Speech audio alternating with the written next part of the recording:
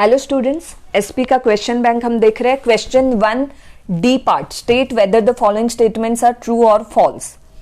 So see here, state whether the following statements are true or false. First one, finance is related to money and money management. तो ये chapter 1 में से है, corporate finance. तो बहुत ही simple है, फाइनेंस इज रिलेटेड, क्या दिया हुआ है, finance is related to money and money management. तो ये स्टेटमेंट क्या आ जाएगा, true. Second, corporate finance bring coordination.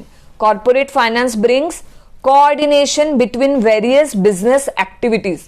तो जो बिजनेस एक्टिविटीज है, जैसे परचेस करना रॉ मटेरियल, उसको कन्वर्ट करना है फिनिश गुड्स में, उसे सेल करना है, मार्केटिंग है, तो जो भी बहुत सी बिजनेस एक्टिविटीज है, तो वो सबके लिए coordination, corporate finance brings coordination between them.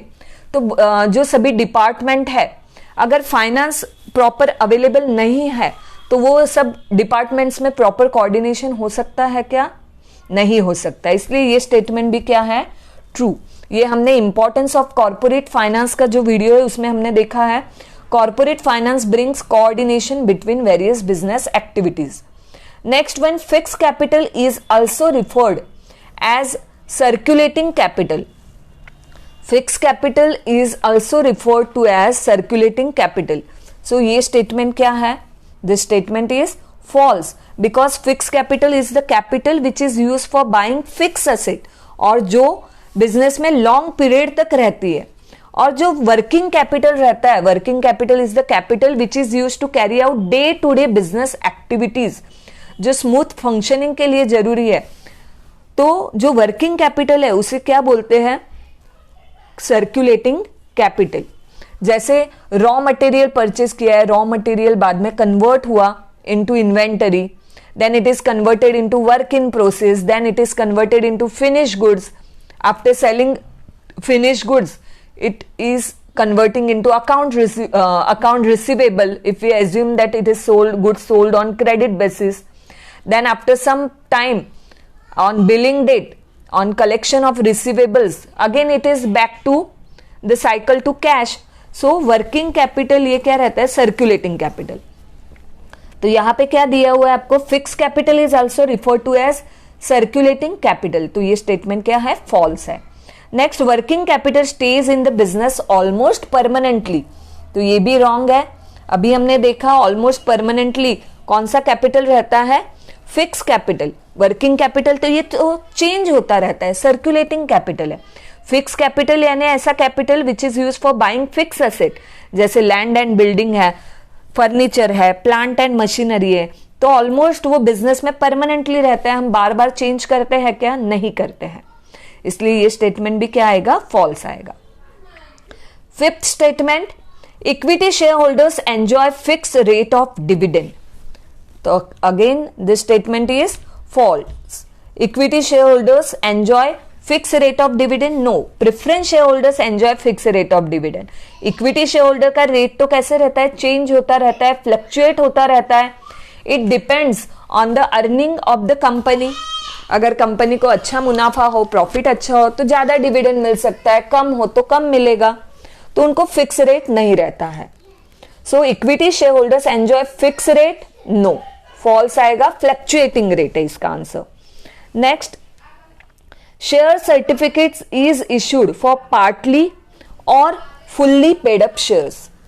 Share certificates is issued for partly or fully paid up shares, of course true, क्योंकि जब शेयर इश्यू किए जाते हैं then at the time of issue full value of shares is usually not demanded by the company collect the full value of shares in installments as per the requirement of fund. Okay, तो पैसा ऐसे जरूरी नहीं है कि पूरा share का पैसा एक साथ दे दिया है, तो शेयर्स में भी पार्टली पेड अप और फुल्ली पेड अप। तो उसके लिए क्या इश्यू किया जाता है, शेयर सर्टिफिकेट। तो आंसर क्या आएगा, true. Seventh, bonus shares are issued at a discounted price to equity shareholders. अरे नाम में लिखा है बोनस है, तो बोनस है तो उसकी कुछ प्राइस चार्ज करेगी क्या कंपनी, नहीं। बोनस तो कैसे रहता है, फ्री ऑफ चार्ज रहता है। तो डिस्काउंट की भी उसमें कुछ है नहीं गुंजाइश, तो बोनस शेयर्स तो फ्री में ही रहते हैं। यहाँ पे क्या दिया हुआ है, डिस्काउंटेड प्राइस में है, तो ये स्टेटमेंट क्या आएगा, अगेन फॉल्स। हाँ, अगर यहाँ पे राइट शेयर्स रहते थे तो राइट शेयर्स में भी issued at A discounted price. 8 floor price is the highest Beed price under book building method. देखो मैंने पहले केस में ही आपको बताया था, 3 प्राइस बताए थे। तो फ्लोर प्राइस ये हाईएस्ट है क्या, नहीं। फ्लोर नाम में ही लिखा है जमीन, यानी वो क्या है, lower end of the price है, नीचे की प्राइस है। तो floor price is the highest band, no it is the lowest band, तो ये falls. Debenture holders have no voting right. Debenture holders को वोटिंग राइट नहीं है, बराबर है, उनको वोटिंग राइट नहीं है क्योंकि वो कौन है, क्रेडिटर्स है कंपनी के। शेयर होल्डर्स को वोटिंग राइट है because they are the owners of the company. 10th one, eligible public company can collect deposit from its members. देखो मैंने आपको अभी बोला था कि वो टेबल आप अच्छे से एक बार देख लेना, तो देखो उसके ऊपर वापस एक क्वेश्चन आ गया। Eligible public company can collect, क्या दिया हुआ है, can collect deposit from its members. तो इसका आंसर क्या है, हमने जस्ट देखा था, true. They can collect deposit from its members as well as from public. ये 10th हो गया, अभी और भी है statement. Okay 11th one, government company can collect deposit from its members. देखो वापस एक क्वेश्चन आ गया उसके ऊपर, government company can collect deposit from its members. तो मेंबर्स के पास से गवर्नमेंट कंपनी डिपॉजिट कलेक्ट कर सकती है क्या, नहीं।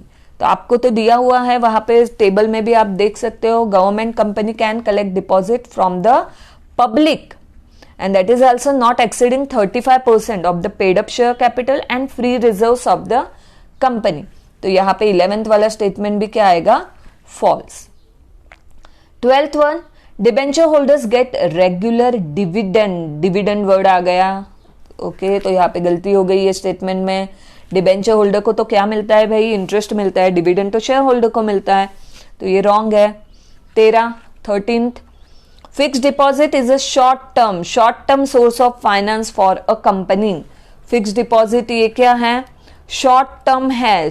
तो शॉर्ट टर्म है क्या, कम टाइम के लिए होता है क्या वो, तो of course yes students, fixed deposit is a short term source of finance of the company. वहां पे जो फिक्स्ड डिपॉजिट का पीरियड है, टाइम है, तो वो क्या रहता है, मिनिमम 6 मंथ है, मैक्सिमम 36 मंथ है, तो पीरियड क्या है, शॉर्ट टर्म है। तो यहाँ पे 13 का answer true. 14, a private company can accept deposit from the general public. अगर पब्लिक से ही डिपॉजिट अगर कलेक्ट कर सकती थी तो उसका नाम प्राइवेट कंपनी होता था क्या, नहीं होता था, false statement. They can't collect from general public. 15, India has a multi depository system. Multi word है यहाँ पे, क्या दिया हुआ है, मल्टी डिपॉजिटरी सिस्टम। तो आप आपके टेक्स्ट बुक में पेज नंबर 128 पे ये आंसर चेक कर सकते हो।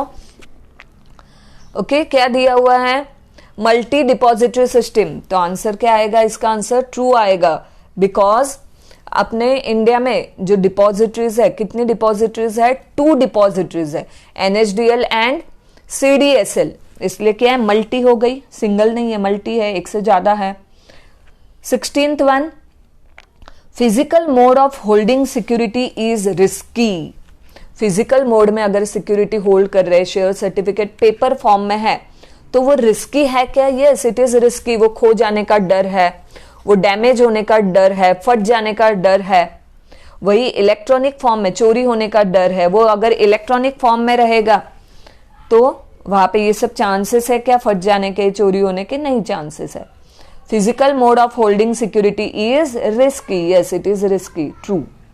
Dividend cannot be paid out of capital, yes true, ये भी हमने देखा है फीचर्स ऑफ डिविडेंड में, it cannot be paid out of capital. NSE is the regulator of all the stock exchanges in India. नहीं भाई, NSE ये तो स्टॉक एक्सचेंज है, वो रेगुलेटर थोड़ी है। रेगुलेटर जो वॉच रखता है वो तो कौन है, सेबी है। तो ये आंसर भी क्या आ गया, फॉल्स आ गया। ओके तो दैट्स इट। यहाँ पे हमने अभी डी पार्ट भी देख लिया है, नेक्स्ट इसमें हम ई पार्ट देखेंगे।